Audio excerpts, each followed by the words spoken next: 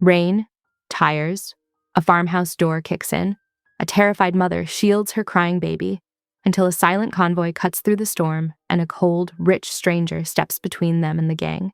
He takes her and the baby to a glass and steel fortress with one rule: you're safe, if you stay.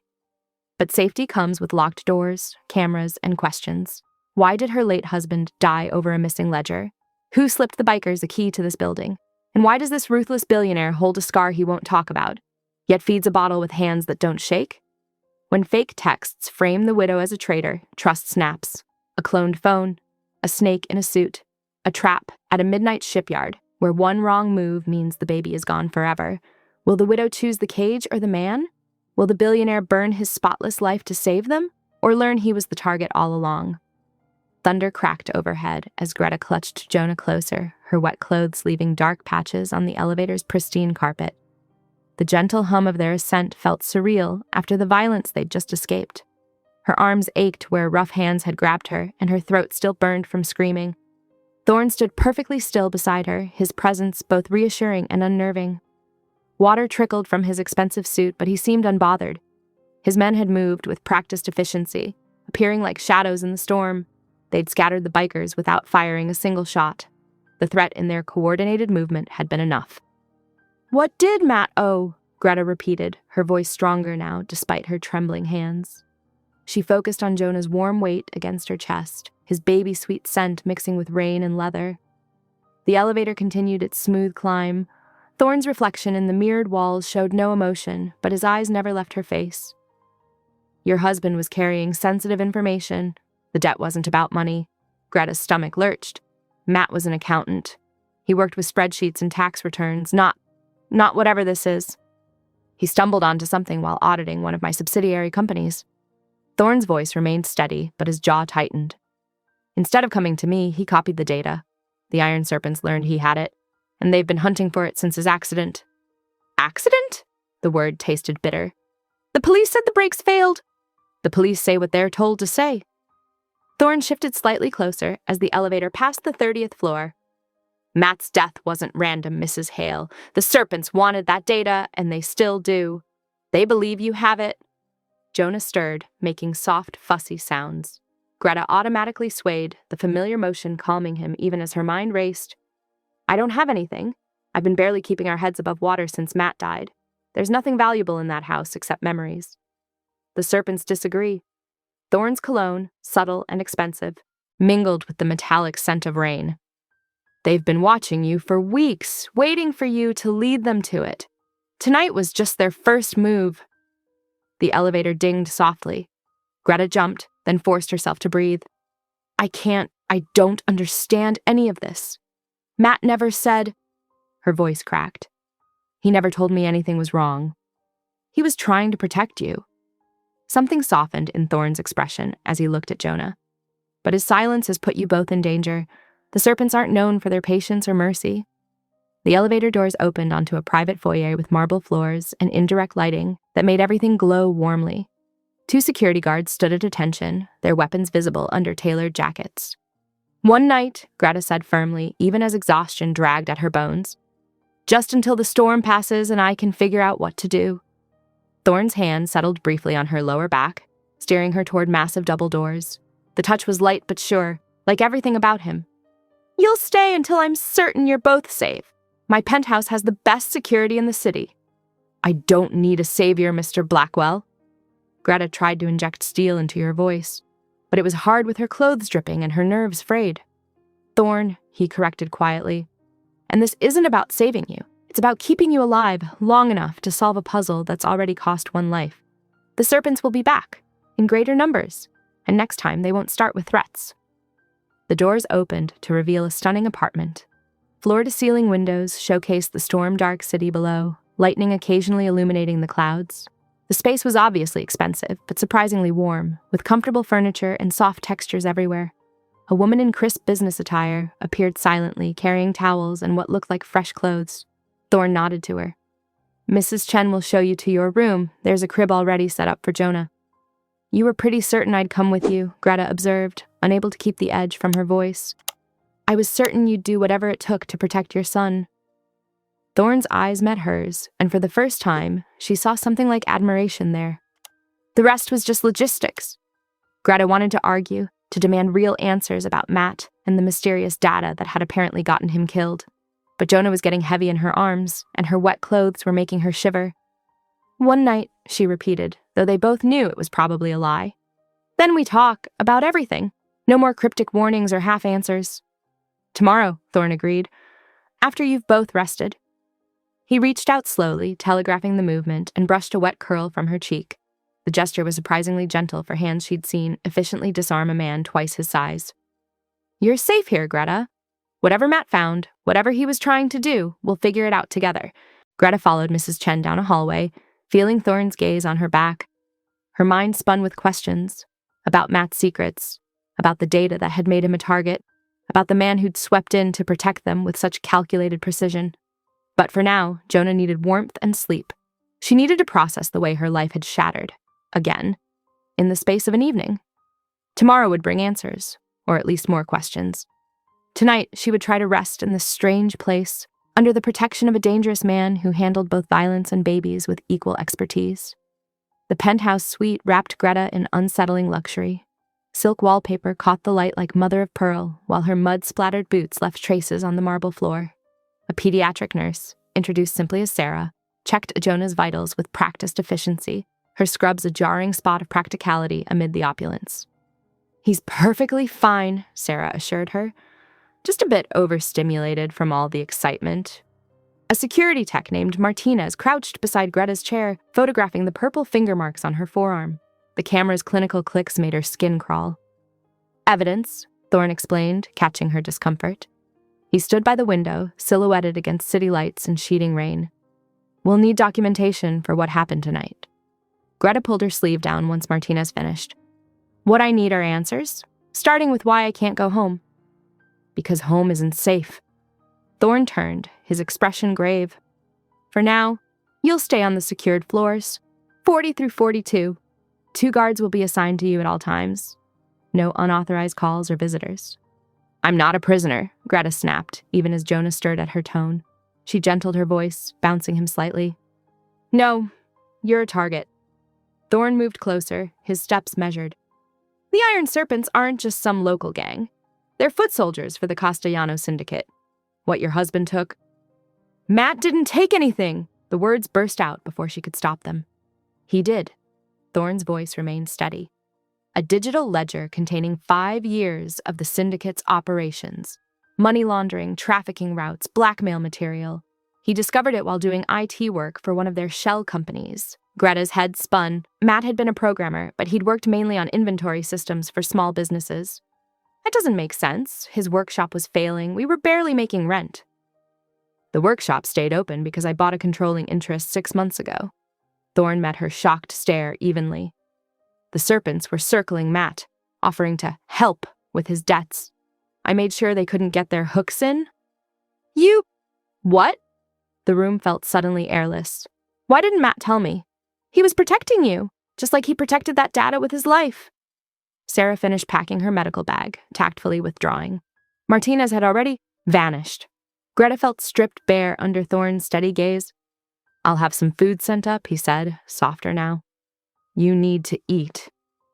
Minutes later, Greta found herself perched on a pristine white couch, a spread of midnight snacks on the coffee table before her. The chamomile tea's delicate scent clashed with the industrial smell of formula as she prepared Jonah's bottle. "Let me," Thorne offered, reaching for the bottle with surprising confidence. "I can feed my own son." But exhaustion made her words wobble. "I know you can." His lips quirked slightly. "But you don't have to do everything alone anymore." Before she could argue, he'd settled into the armchair and held his arms out expectantly. Something in his posture, the casual competence, made her hesitate. "You've done this before." "My sister had twins last year."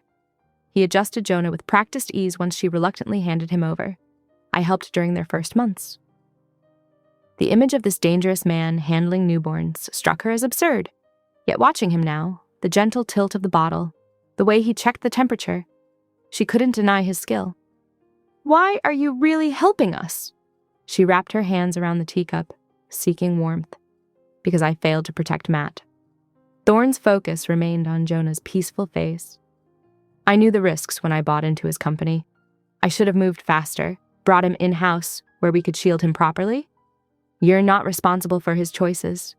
No, but I am responsible for keeping you both safe now. Greta studied him, the precise way he held himself, the subtle signs of weapon holsters under his bespoke suit. Everything about him spoke of controlled violence, yet his touch remained impossibly gentle as he burped Jonah. The guards, the restricted access, it's not just about keeping us in, is it? She tested the edges of his calm. It's about keeping them out. The serpents have resources, connections. His jaw tightened fractionally. But so do I. And what do those resources cost? Nothing you're not willing to give. He met her gaze steadily. You can leave in the morning if you choose. I won't hold you here against your will. Jonah had drifted off, milk-drunk and content. Thorne rose with fluid grace, carrying him toward the adjoining room where a top-of-the-line crib waited. Greta followed, watching him lay her son down with tender precision.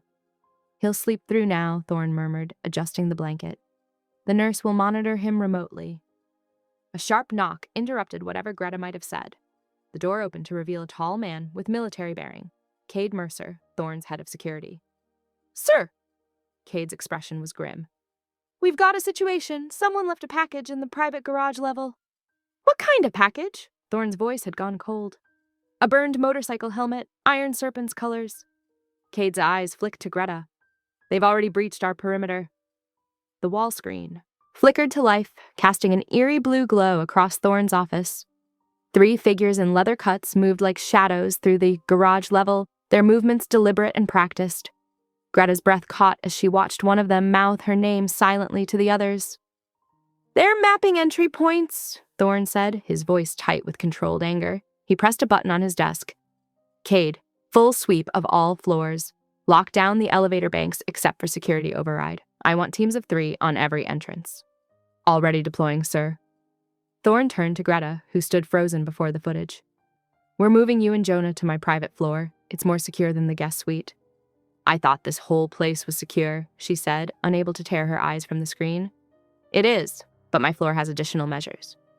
He gestured to a sleek-suited woman who had entered silently.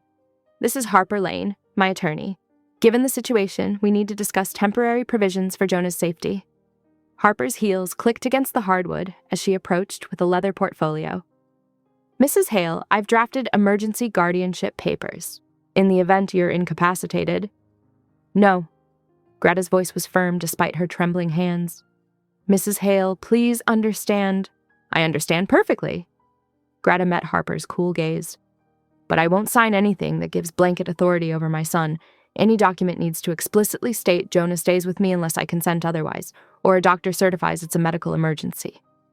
Thunder cracked outside as Harper and Thorne exchanged looks. The attorney's perfectly manicured nails tapped against her portfolio. I can revise the language, but time is essential. Then revise quickly. Greta wrapped her arms around herself as wind howled against the windows. While Harper worked at Thorne's desk, Greta paced the office. The camera feeds showed teams of security personnel sweeping the garage level, but the serpents had vanished like smoke. Why are you really doing all this? She finally asked Thorne, who stood watching the storm rage outside. The security, the lawyers, the protection. It's more than just feeling responsible for Matt. He was silent so long, she thought he wouldn't answer. I have my reasons for hating men who prey on those weaker than themselves. His voice held an edge she hadn't heard before. Especially those who target women and children. The lights flickered ominously, and the backup generators hummed to life. Thorne moved to a cabinet and retrieved a battery-powered lantern, its warm glow creating a small circle of comfort in the vast office. Here, he set it between them on the desk. Just in case. In the soft light, Greta caught a glimpse of scarred tissue peeking beneath his shirt cuff as he reached across. Old burn marks from the brief flash she saw. He noticed her gaze and smoothly adjusted his sleeve. The papers are ready, Harper announced, breaking the moment. She'd added the requested provisions in precise legal language. Greta read every line carefully before signing. The private floor is prepared, Cade reported from the doorway. We've swept every room. They moved quickly through the elevator, Thorne's override key accessing a floor that didn't appear on any building directory. The space was a study in understated luxury. Pale woods, cream fabrics, and floor-to-ceiling windows currently being lashed by rain. "The master suite is yours," Thorne said, leading them down a hallway. "I'll take the sofa outside. Jonah's nursery is connected through that door with monitoring systems already active." Greta took in the massive bed with its cloud-like duvet, the marble bathroom bigger than her old kitchen, the state-of-the-art baby monitors. "This is your personal space, which makes it the safest place for you right now, Nur." His phone buzzed with a message from Cade. His expression darkened as he read it. "What is it?" The intruders escaped through a service stairwell. He showed her the photo Cade had sent, crude chalk arrows drawn on concrete walls, all pointing toward her farmhouse address. "They're trying to draw you out. They think I'll run home." The realization made her feel cold, despite the room's perfect temperature. "You're safer here." He moved to the doorway. "Try to rest. I'll be right outside if you need anything." Greta watched him settle onto the elegant sofa in the hallway, his jacket set aside but his shoulder holster still in place. Guard and protector, dangerous and gentle. The contradiction of him made her head spin. Inside the suite, she checked on Jonah, peaceful in his sleep, before sinking onto the edge of the enormous bed. The storm raged outside, but in here, surrounded by luxury and layers of security, she felt strangely insulated from it all, safe despite everything. She could hear Thorne's quiet movements in the hallway, the subtle shift of leather as he adjusted his position, an armed presence between her and any threat. The clock on the bedside table read 2 a.m., its soft blue numbers a reminder of how long this night had become. Her fingers traced the papers Harper had drawn up, now tucked safely in her bag. She had maintained control over Jonah's care while accepting help, a small victory in a night full of uncertainties. Outside, lightning illuminated the city in stark flashes, thunder rolling like distant warnings across the sky. The serpents thought she would run to familiar ground, but they had miscalculated. She wasn't the same woman who had stood alone in her farmhouse kitchen hours ago. Now she had resources, protection, and a growing sense that Thorne Blackwell's involvement in her life went deeper than simple obligation or guilt. The lantern he'd given her sat on the nightstand, its warm glow a quiet reminder of that moment of almost connection, of scars glimpsed and questions unasked. In the hallway, she heard him speak quietly into his phone, coordinating with his security teams, a constant vigil against the dangers circling their tower sanctuary. Dawn crept over the city in shades of steel gray, the storm's remnants dripping from cornices and pooling on balconies. Harper Lane's fingers flew across multiple screens in Thorne's office, her normally pristine appearance showing signs of an all-night analysis session. "Here," she enlarged a security log. 11:47 p.m. A service fob accessed the garage level. The signature matches our master key encryption. Thorne leaned closer, his jaw tight. Someone with administrative access helped them in.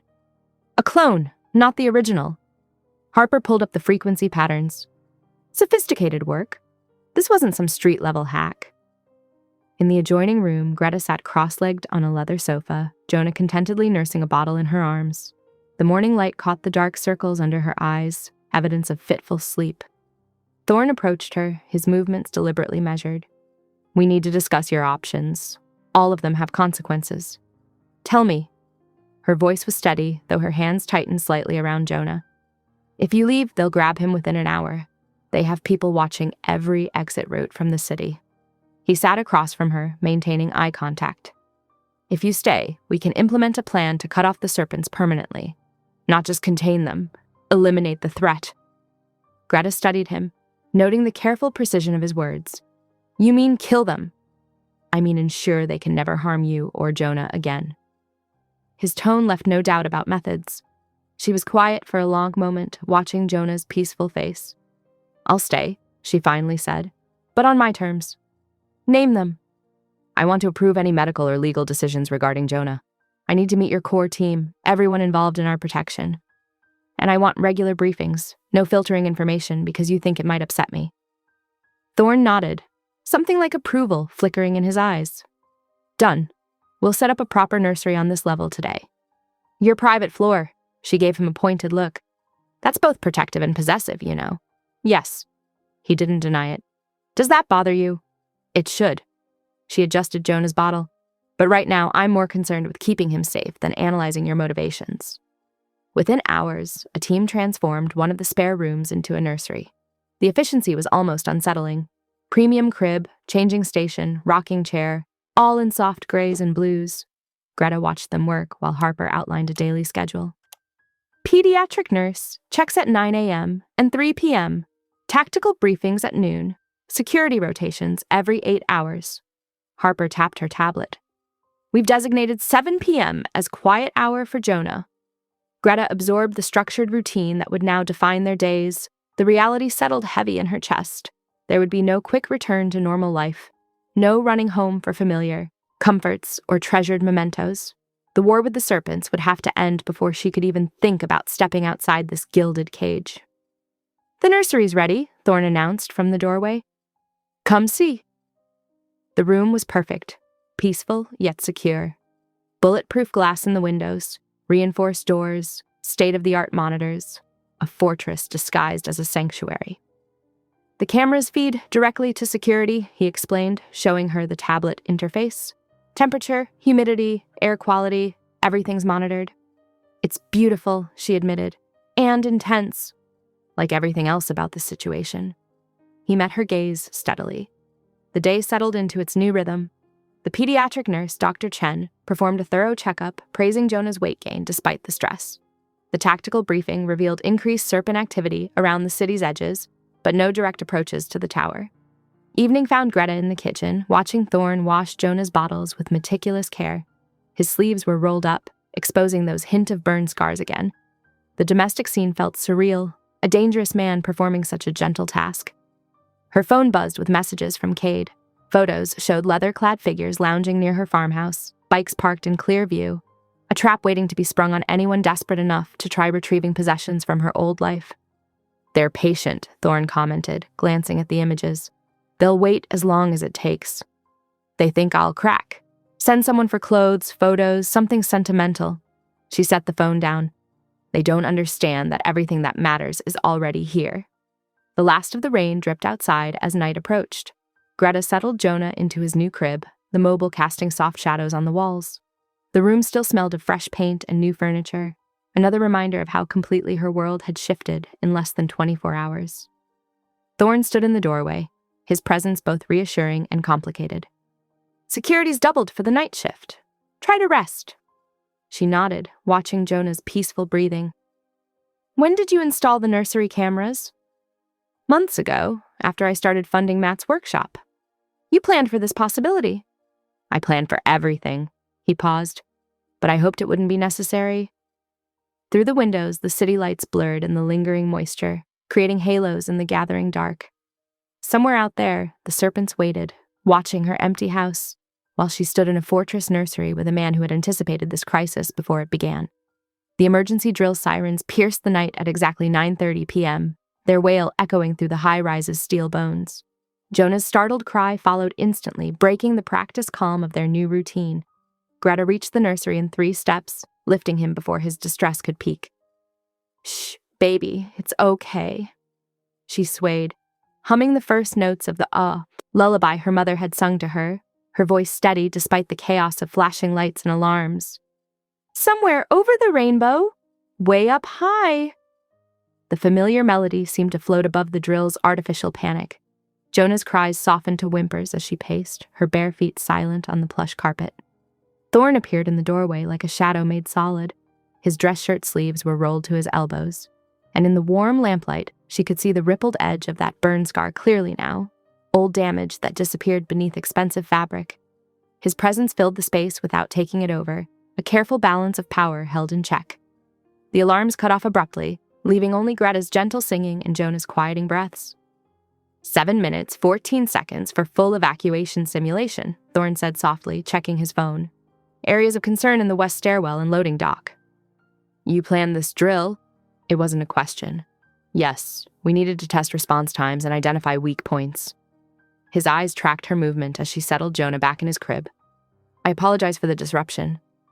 Next time, warn me. Greta straightened, meeting his gaze. I get that you need to run security checks, but I need to protect Jonah from unnecessary stress. We have to find middle ground. Agreed. He stepped into the room properly. What do you propose? You get to protect us.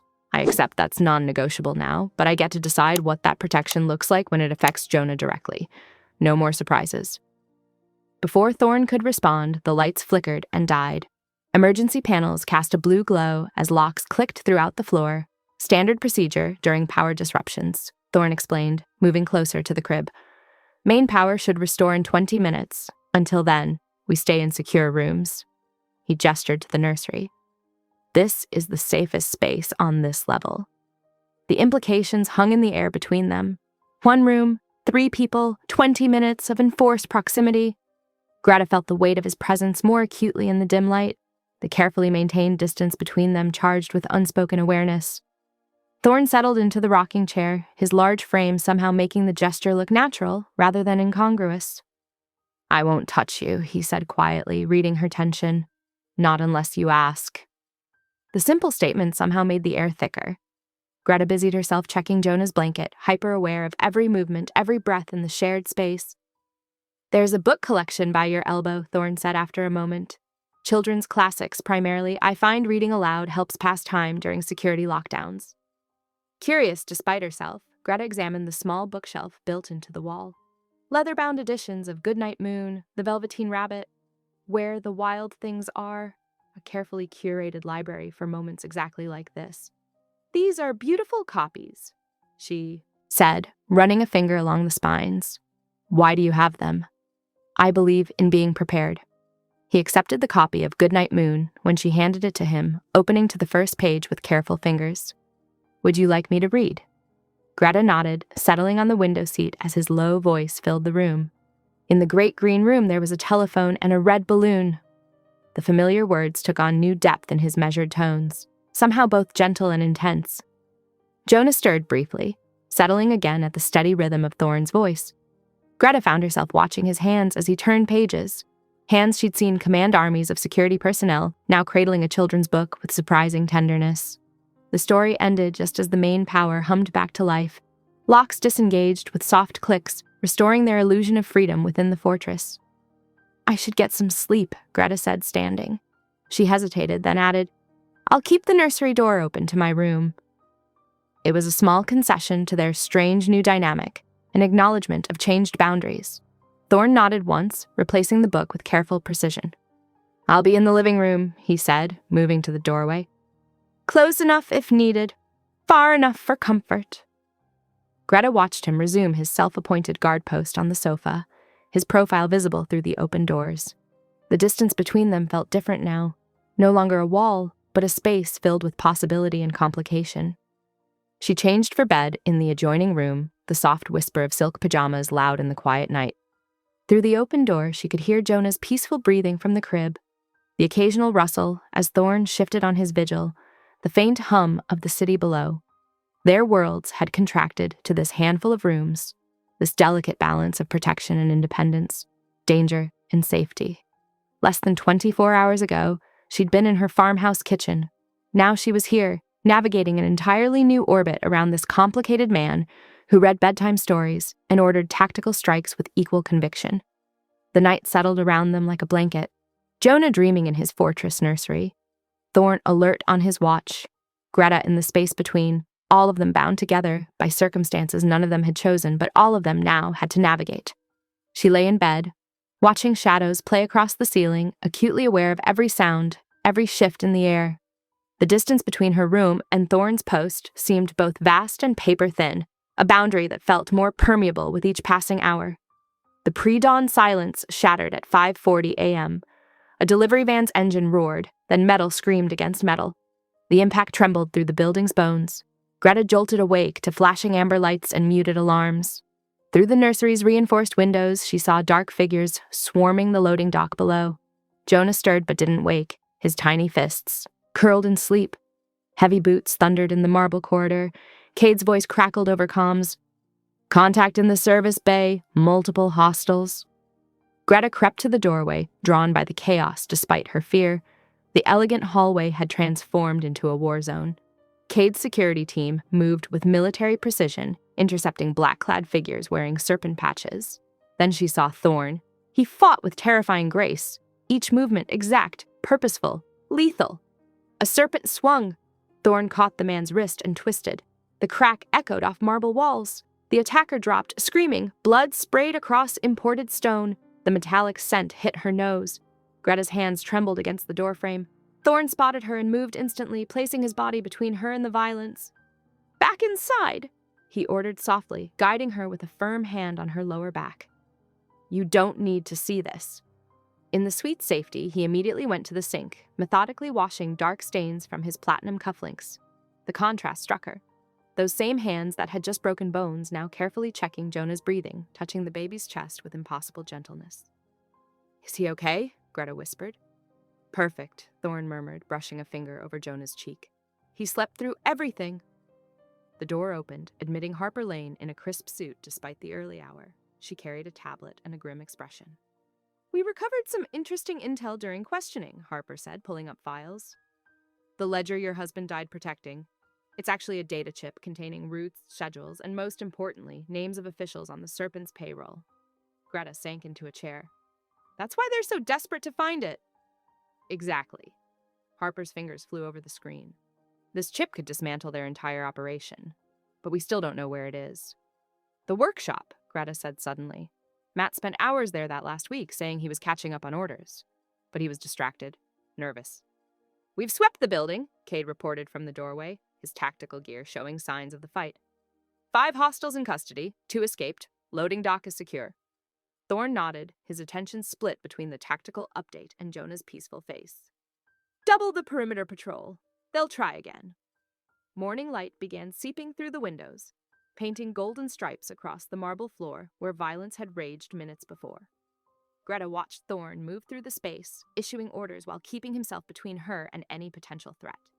"I need to see everything," she said as the sun climbed higher.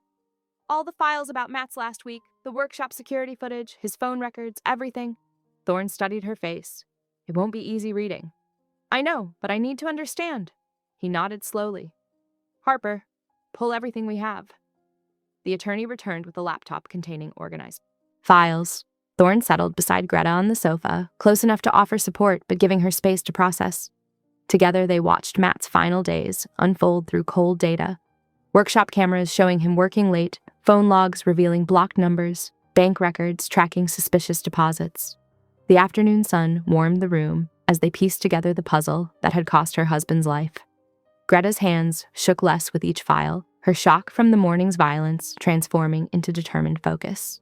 Beside her, Thorne remained a steady presence, answering questions directly and holding nothing back. This was how trust grew between them, through shared danger and difficult truths, through the way he balanced lethal capability with tender restraint, through his willingness to give her the knowledge she needed to face their reality. The afternoon light caught the lingering dampness on his cufflinks, reminding her of the morning's violence. Yet here he sat, helping her understand rather than simply commanding her to follow his lead. The contrast defined him, a man of precise brutality who chose to be gentle with those under his protection. Jonah's soft coos drew their attention. Thorne reached the crib first, lifting the baby with practiced care. "Perfect timing for a break," he said, passing Jonah to Greta. "We'll continue when you're ready." She cradled her son, breathing in his sweet scent while processing everything they'd learned. Through the windows, the city sprawled peaceful and oblivious, unaware of the war being waged in loading docks and marble corridors. The trust building between them felt as warm as the sunlight painting the room. Not blind faith, but something earned through shared purpose and revealed truths. Thorne had shown her both his violence and his tenderness today, letting her choose how to reconcile those sides of him. Harper worked quietly in the corner, coordinating with Cade's team to strengthen security. The morning's attack had shaken them all, but it had also cemented their resolve. They would find the chip, expose the corruption, and end this together. Greta turned back to the files, Jonah secure in her arms, and Thorne a protective presence beside her. The afternoon light streamed in, illuminating the path forward through hard truths and earned trust. The afternoon sun cast long shadows across Thorne's office as Harper's fingers flew over her keyboard. Multiple screens displayed fragments of corrupted data, each piece a potential key to understanding what Matt had hidden. "Got something," Harper announced, straightening in her chair. "These cloud fragments are encrypted, but there's a clear pattern. Your husband was documenting something systematic. Routes, schedules, names." Greta leaned forward, squinting at the fractured text. "He never mentioned anything about a chip." Most people wouldn't, Thorne said quietly from where he stood by the window. Information like this gets people killed. Memory flickered in Greta's mind. Wait, there was a key in his winter coat pocket at the farmhouse. I saw it last week when I was... She swallowed hard. When I was packing up his things, it looked like a storage unit key. That tracks, Harper said, making notes. Classic dead drop location, but we can't send anyone to check yet. It's too obvious. Thorne turned from the window, his expression calculating. So we make them think we already have it, spread word that the chip is secure in my vault, force their hand. A feint, Harper nodded. But there's something else you need to see. She pulled up building access logs. The night of the break-in, someone leaked Greta's address to the Serpents. Not just any someone. The data came from an executive-level terminal. The implications settled heavy in the room. Someone with boardroom access was feeding information to their enemies. Someone who sat in meetings, who had high-level clearance, who might be watching them right now. Lock down all non-essential personnel files, Thorne ordered. Restrict access to core team only. Harper gathered her tablets. I'll start the trace, and I'll plant the vault rumor through our usual channels. After she left, silence filled the office. Greta watched Thorne's reflection in the window, noting the tension in his shoulders. This isn't your fault, she said quietly. He turned, something raw in his expression. I should have seen it coming, should have had better security on your house that first night. Matt made his choices, the Serpents made theirs.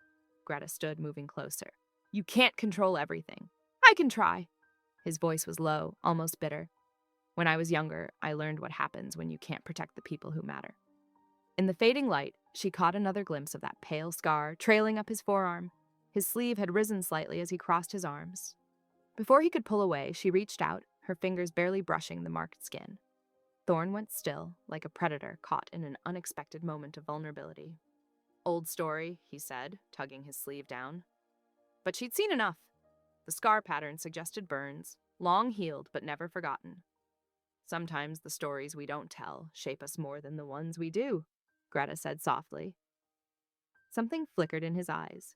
Pain, memory, or maybe both. For a moment, she thought he might finally explain. Instead, he stepped back, rebuilding his walls with practiced ease. You should get some rest. It's been a long day. Greta recognized deflection when she saw it, but she didn't push.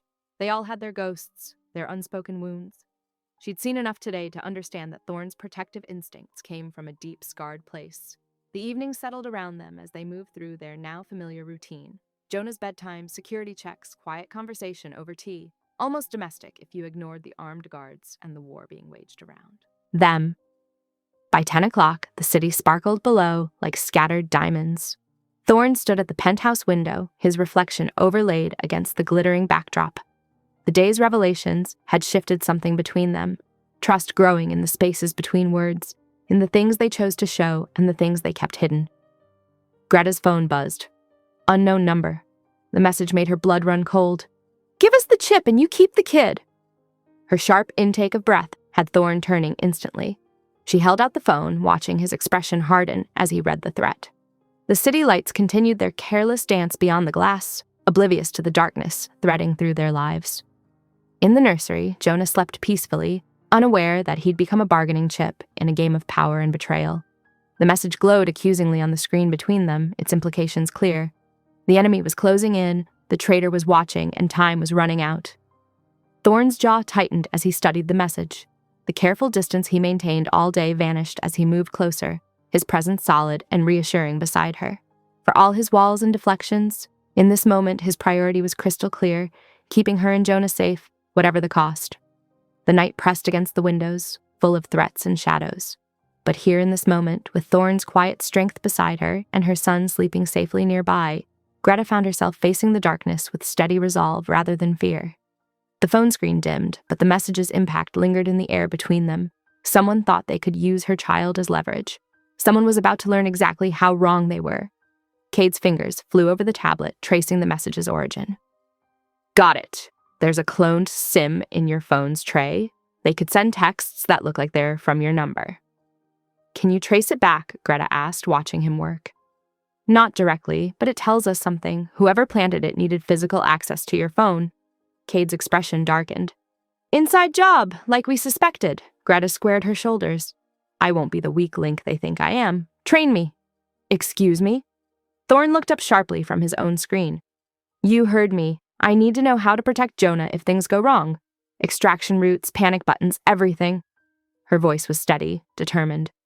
I won't be helpless again. Thorne studied her for a long moment, then nodded to Cade. Show her. Start with the basics. The gym level was empty at this hour, the equipment casting long shadows.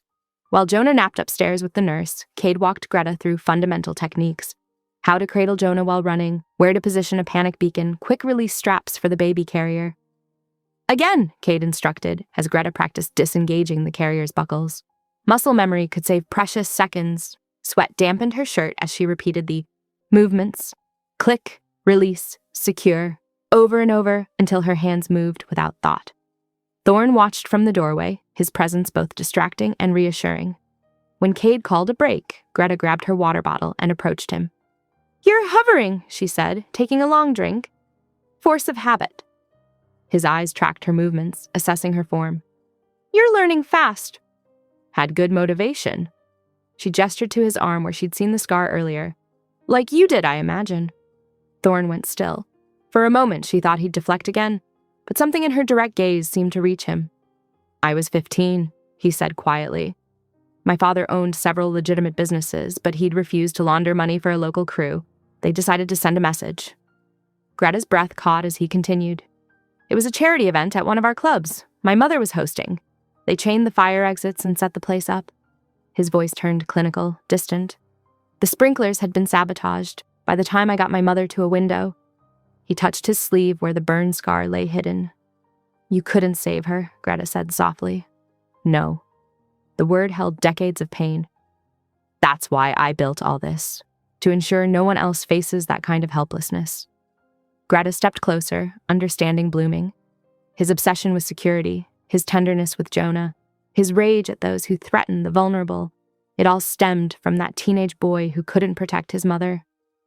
Thank you, she said, for telling me. Something shifted in his eyes, a wall crumbling. His hand rose to cup her cheek, thumb brushing her skin. The touch was electric, charged with unspoken things. Greta. Her name was both warning and plea. She covered his hand with hers. My pace, she said firmly. My consent.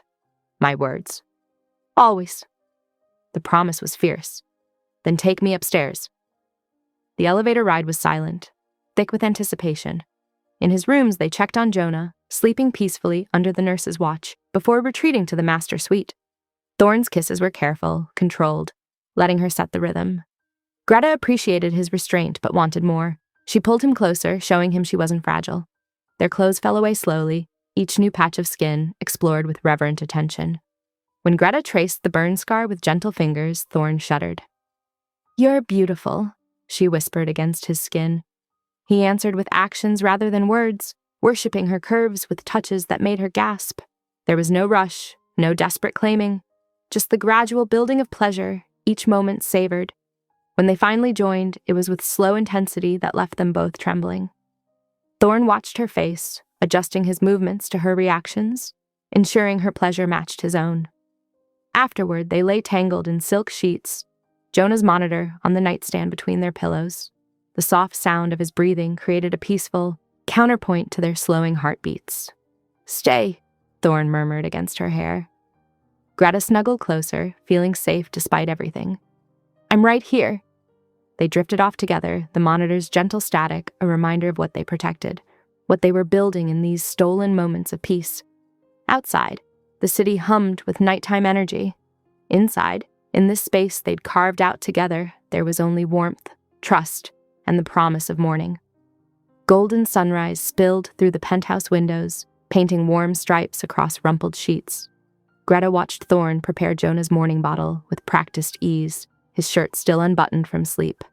The bottle warmer hummed softly in the peaceful kitchen. You're staring, Thorne said without turning, a smile in his voice. Can't help it, you're surprisingly domestic for a billionaire. He brought the bottle over, testing the temperature on his wrist. Their fingers brushed during the exchange, and Greta's skin tingled at the contact. Last night's intimacy hung between them, sweet and new. The elevator dinged. shattering their bubble. Harper burst in, her usual pristine appearance slightly disheveled, clutching a stack of papers. "We have a problem." She slapped the printouts on the counter. "Major security breach." Greta's stomach dropped at Harper's sharp glance. The attorney spread out several sheets covered in lines of coded text. "These are encrypted messages sent from Greta's device to Briggs Kellen over the past 24 hours. Harper's voice was ice. "The last one went out at 3 a.m. "That's impossible." Greta's hands shook as she shifted Jonah. "I don't even know who Briggs Kellen is." "Head enforcer for the Serpents," Thorne said quietly. His earlier warmth had vanished, replaced by something cold and distant. "The cloned SIM we found explains the technical how, but the optics are terrible," Harper finished. "We need to contain this now." The next hour passed in a blur of activity as Thorne's inner circle assembled in the conference room.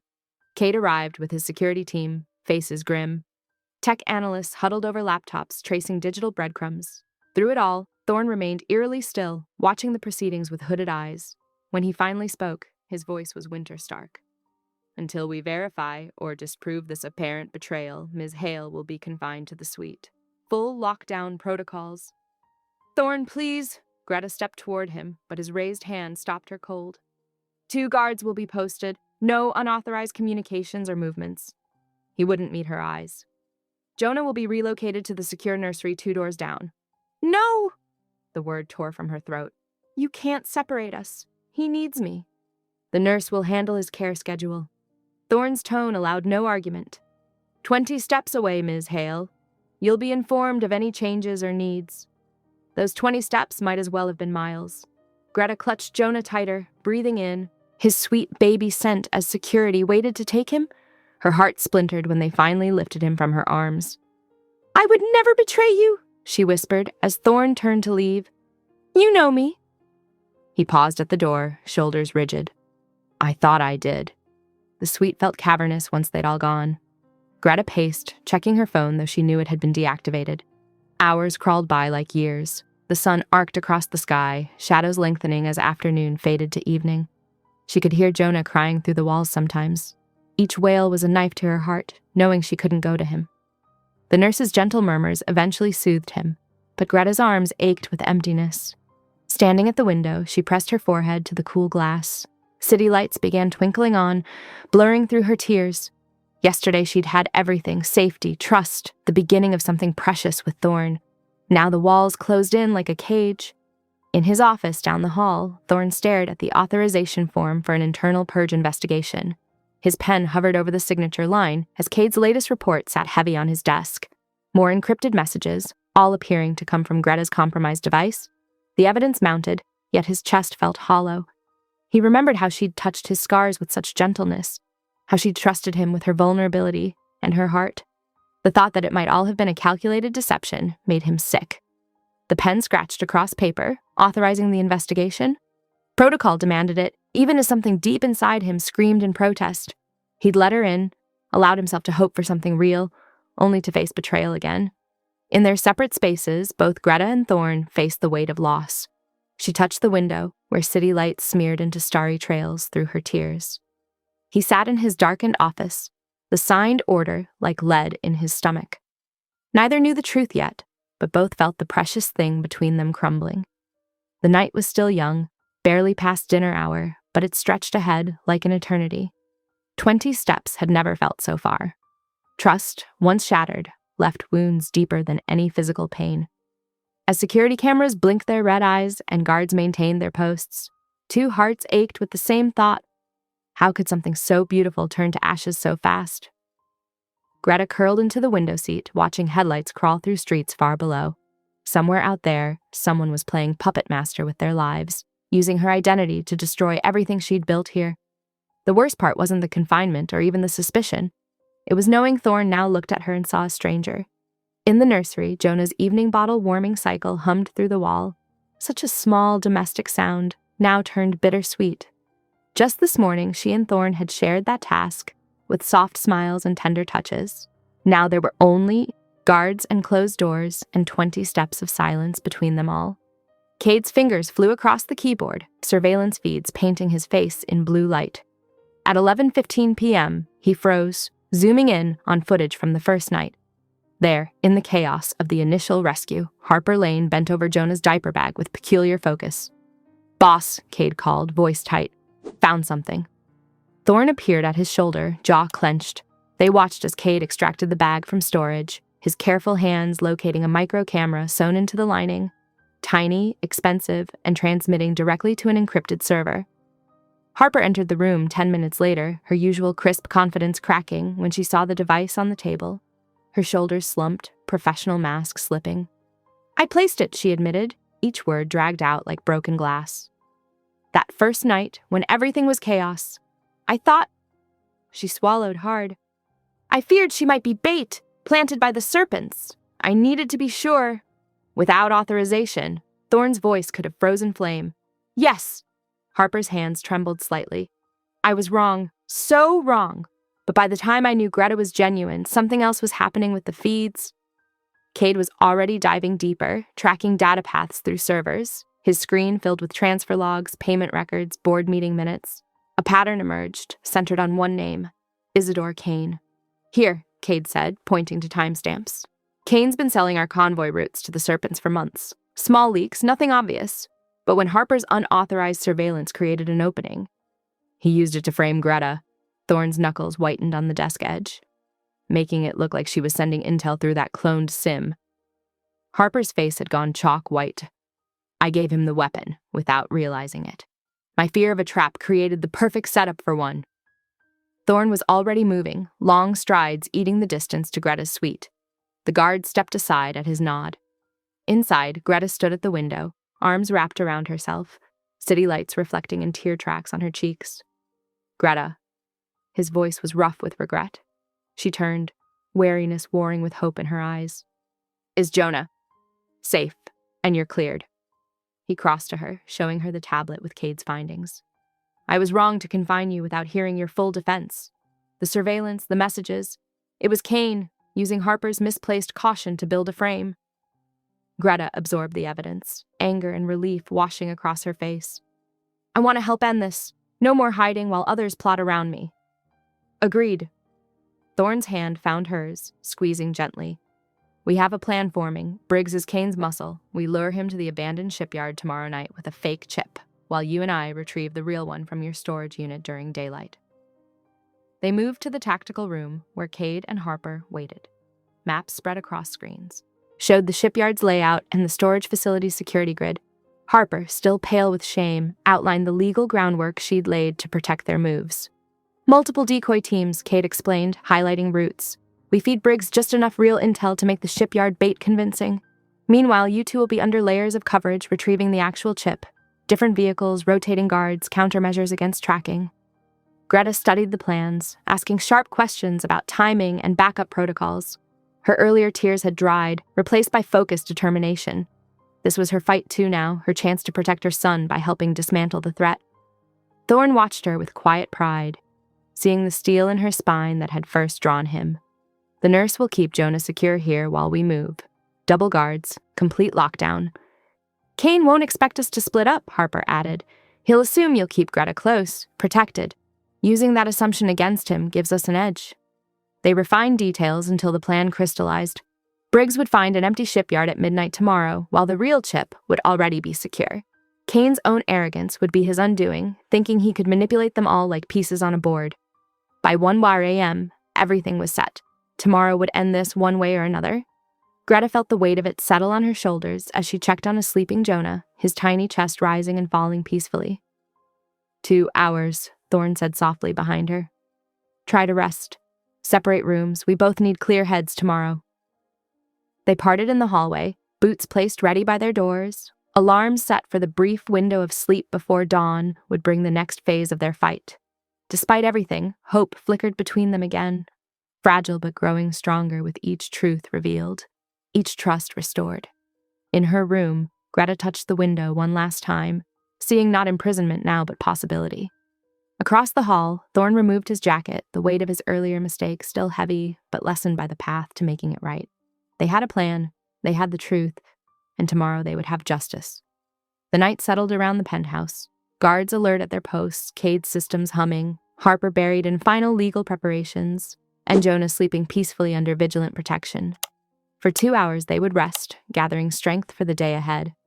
The city glittered beyond the windows, unaware of the wheels turning within its depths, the pieces moving into place for a resolution no one would see coming. The morning sun barely touched the city skyline as Greta wrapped her hands around a steaming coffee mug. Her nerves hummed beneath exhaustion, making the liquid ripple with each breath. "Hold still," Cade murmured, fitting a delicate silver ring onto her right hand. "Twist clockwise 3 times to activate the panic signal. Counterclockwise disables it. The stone houses a GPS tracker." Greta flexed her fingers, getting used to the weight. "How long does the battery last?" 72 hours active, 6 months dormant." He adjusted the fit with practiced precision. "But we won't need that long." Across the room, Thorne stood before a wall of screens, his dark suit impeccable despite the early hour. "Primary convoy leaves in 15, 6 vehicles matching profiles. They'll pass the farmhouse at irregular intervals to draw attention." The team nodded, memorizing their roles. Harper sat with her laptop, monitoring police bands and traffic cameras. 2 nurses checked supplies for Jonah's day routine, their movements quiet and efficient. "Meanwhile," Thorne continued, "Greta and I take the secondary vehicle, civilian model, nothing flashy. We blend with morning traffic to the storage facility." Greta kissed Jonah's downy head where he dozed in his carrier. The nurse smiled reassuringly. "We've got him. Everything's logged and scheduled." The descent to the garage felt endless. Their car was indeed ordinary, a silver sedan with subtle tinting, the kind that disappeared in suburban traffic. Thorne drove while Greta watched the city blur past, her ring catching morning light. The decoy convoy had already scattered, drawing eyes away from their true route. They passed morning commuters, school buses, delivery trucks, normal life continuing while their private war played out in the shadows. The storage facility looked exactly as Greta remembered. Rows of identical orange doors, security cameras tracking lazy arcs, a bored attendant reading his phone. They parked in a blind spot Cade had identified. "Unit number?" Thorne asked softly. 217. Greta's key felt heavy in her palm. "Middle row about halfway down." They walked casually, just another couple accessing their storage on a weekday morning. The lock clicked open with a sound that seemed too loud in the quiet aisle. The metal door rattled upward, revealing stacked boxes and furniture draped in dust covers. Each container bore her husband's precise labels. Kitchen, fall, workshop supplies, baby items, 0, 6 months. "There!" Greta pointed to a plastic bin marked summer toys. Her throat tightened at the sight of the baby bouncer on top, still pristine in its packaging, a gift they'd never gotten to use. Thorne lifted the bouncer carefully, revealing a small envelope taped to its underside. Inside, a thin data chip glinted dully. "Confirming package," he murmured into his comm. Back at the penthouse, Harper began processing the chip's contents through secure channels. Greta repacked everything exactly as they'd found it. No trace of disturbance could show. As the door rolled down, she touched it once, a goodbye to one more piece of her old life. The drive back was tense with anticipation. Harper's voice came through their earpieces. "Uploading falsified data packet now, tracking Kane's response." They were stopped at a red light when Kane's reply pinged through. Thorne's jaw tightened as he read the message on his phone screen. "Briggs, midnight delivery confirmed. Usual cut applies. KB." "Got him," Harper said grimly. "Direct communication with Briggs, using his private encryption key. Kane's signature is unmistakable." The final pieces locked into place. Kane had been selling Thorne's security protocols to the highest bidder, using Harper's surveillance of Greta to create a convenient scapegoat. Now they had proof. The penthouse felt different when they returned, charged with purpose rather than fear. They had 1 hour before the next phase began. Jonah was awake, batting at his mobile with determined focus. Greta scooped him up, breathing in his sweet baby scent. "Mama's here, little love. Just a quick rest and then one more important job to do." Thorne watched them from the doorway, his expression softening as Jonah grabbed for his tie. He let the baby catch it, those tiny fingers holding tight to the silk.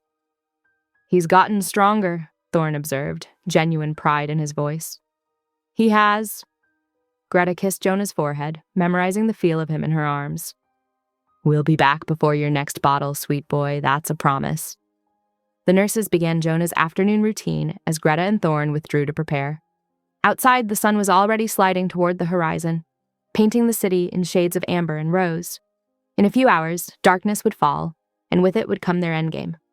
Greta stood at the window, watching the light change. Her ring caught the dying sunbeams, throwing tiny rainbows across the wall. Behind her, she heard Thorne speaking quietly with Cade, finalizing positions for the night ahead.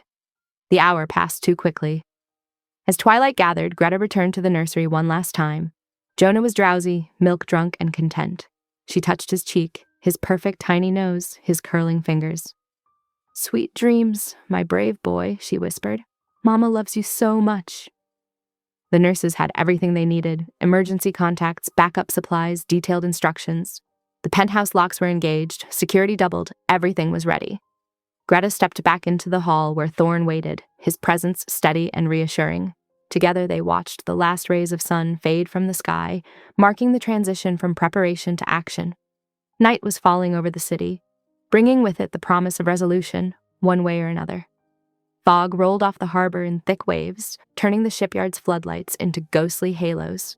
At 8:45 p.m., Thorne stood illuminated at the center of the light pool, a burner phone loose in his grip. Steel containers loomed like city blocks around him, their shadows concealing Cade's team as they moved with practiced silence. The first rumble of motorcycles echoed across the wet pavement. Briggs led his crew in, 6 bikes cutting through the mist, followed by 2 mud-splattered pickup trucks. Their headlights carved yellow, tunnels through the darkness. "Contact!" Cade's voice whispered through the comm. "Multiple hostiles armed, holding position." From her vantage point in the Overwatch SUV, Greta watched through reinforced glass. The vehicle was parked behind a stack of containers, giving her clear sight lines while staying hidden. Her heart thundered against her ribs as she gripped the radio. Briggs dismounted with exaggerated swagger, boots crunching on broken asphalt. "Quite the setup you got here, rich man." His leather vest creaked as he approached the light. "Where's my property?" "Your property?" Thorne's voice carried quiet menace. "Interesting choice of words." In that moment, across the city, Harper was coordinating with the task force. Clean cops with sealed warrants moved on the homes of officials named in the real data chip. The net was closing. Briggs held out his hand. "Enough games. Give me what I came for." Thorne tossed him the drive. Briggs caught it with a predator's grin, plugging it into a tablet.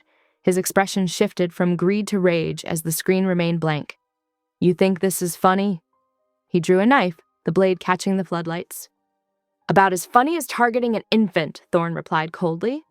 The fight exploded without warning. Briggs' crew surged forward as Cade's team emerged from cover. The clash of metal and flesh echoed between the containers. Greta's attention snapped to movement at the yard's edge, a dark SUV peeling away from the chaos. "Unknown vehicle heading north," she reported, reading off the plate number. "They're moving toward the nursery route." "Copy that."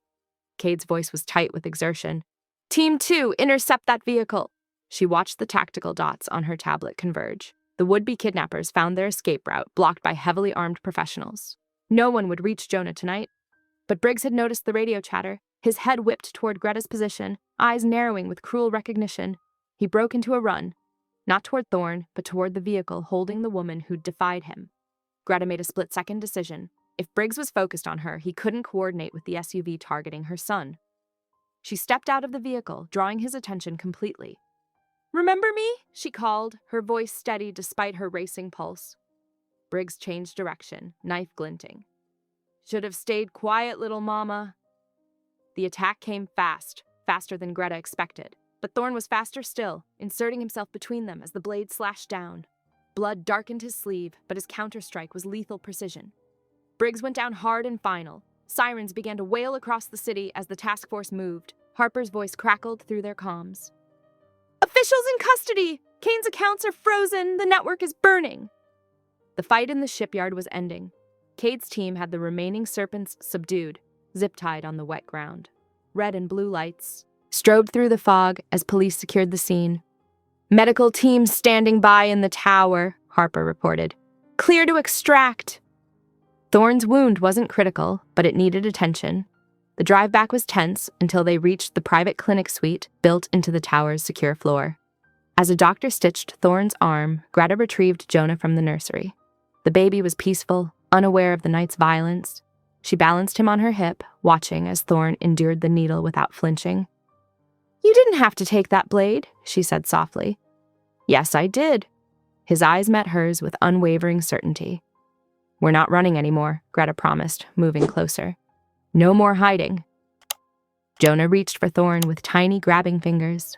A smile softened the hard lines of exhaustion on Thorn's face as he offered his good hand for the baby to hold. The city spread out below them, lights twinkling through dissipating fog. In precinct houses and office buildings, the Serpent's corrupt foundation was crumbling. Kane's frozen accounts would reveal every dirty deal, every paid-off official. Hours ticked by as reports filtered in. By 2 a.m., the full scope of the collapse was clear. The Serpent's power structure had been gutted. Their protection network was exposed. Their ability to threaten Greta and Jonah was broken. The doctor finished with Thorn's arm and stepped out, leaving them alone in the quiet clinic room. Jonah had fallen asleep against Greta's shoulder, his warm weight anchoring her to this moment of safety. "What happens now?" she asked, watching the city's late-night pulse through the windows. "Now we rest," Thorn said simply. "Tomorrow we rebuild whatever you want your life to be." Greta touched his bandaged arm gently. "Our life," she corrected. The night deepened around them, but for the first time since that rainy evening in her farmhouse kitchen, Greta felt no fear of the darkness. They had fought their way to this peace, earned it with blood and courage and trust. Outside, emergency lights still flickered as the task force dismantled the last pieces of the Serpent's empire. But in this quiet room, with Jonah's steady breathing and Thorn's protective presence, Greta finally allowed herself to exhale. Sunlight poured across the terrace at precisely 10 a.m., warming the limestone tiles and casting long shadows from the potted citrus trees. 8 hours had passed since the clinic, and the morning felt surreal in its normalcy. Birds called from the rooftop garden, and the city hummed far below, oblivious to the night's victories. Greta sat at a glass table, pen hovering over the final statement. Harper stood nearby, her usual crisp demeanor softened by genuine contrition. "I was wrong to surveil you," Harper said quietly. "My suspicion nearly cost us everything." "You were protecting Thorn," Greta replied, signing her name with a steady hand. "But next time, just ask me directly." Harper nodded, accepting both forgiveness and the new boundaries it established. She gathered the papers documenting the chip's chain of custody, her temporary probation visible in the way she double-checked each page. The terrace doors whispered open. Thorn emerged with Jonah in his arms, the baby contentedly grasping his tie. The sight made Greta's heart flip. No more security barriers, no more needed permission to hold her son. Just family. "The task force has everything they need," Thorn reported, transferring Jonah to Greta. "Kane's facing federal charges. The Serpents are scattered." Harper excused herself with the evidence files, leaving them alone in the morning light. Greta expected Thorn to take his usual seat, but instead he remained standing, something uncharacteristically uncertain in his stance. "I had a speech prepared, Billionaire," he said, "but none of it feels right now." Before Greta could respond, he dropped to one knee beside her chair. Her breath caught. "No ring yet," he admitted. "Because I want you to choose it. But I'm offering everything else, my name, my resources, my life. Everything I've built can be a shield for you and Jonah, never a cage. I won't repeat the mistakes of powerful men who confuse protection with control." Jonah reached for Thorn's face, and he caught the tiny hand gently. "Yes," Greta said, but with conditions. "Name them." "Equal partnership. We write the rules together. And we need a real home. Ours, not just yours. Somewhere Jonah can grow up safe but free." "Already done." Thorn smiled. "There's a lakeside estate waiting. Private but not isolated. Room for a family to grow." The way he said, "grow," made her cheeks warm. "When?" "Tonight, if you want. Small ceremony, just those we trust. Start our life without delay." They married at sunset, the lake reflecting golden light. Cade stood as best man, Harper as reluctant but honored witness. The estate's grounds were a perfect blend of security and serenity. High walls softened by climbing roses, surveillance disguised in garden features. Greta wore a simple cream dress, Jonah in matching linen. When it came time for vows, she went first, pushing up Thorn's sleeve to kiss the burn scar he'd hidden for so long. "No more hiding," she promised. "No more shadows between us." Thorn's vows were equally direct. "I will read bedtime stories before taking briefings. I will remember that strength means nothing without tenderness. I will love you both without reservation or condition." The reception was intimate. A dinner on the lakeside terrace, soft music and candlelight.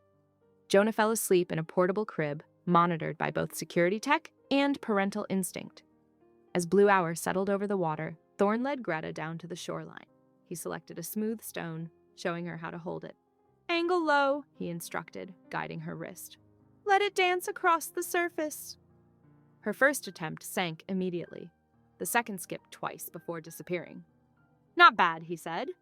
"Though I should mention we're ordering a second crib, just in case." The implication made her pulse quicken. Planning ahead? Always. He wrapped his arms around her from behind, chest solid against her back. "If the world comes for you again, it will find me first."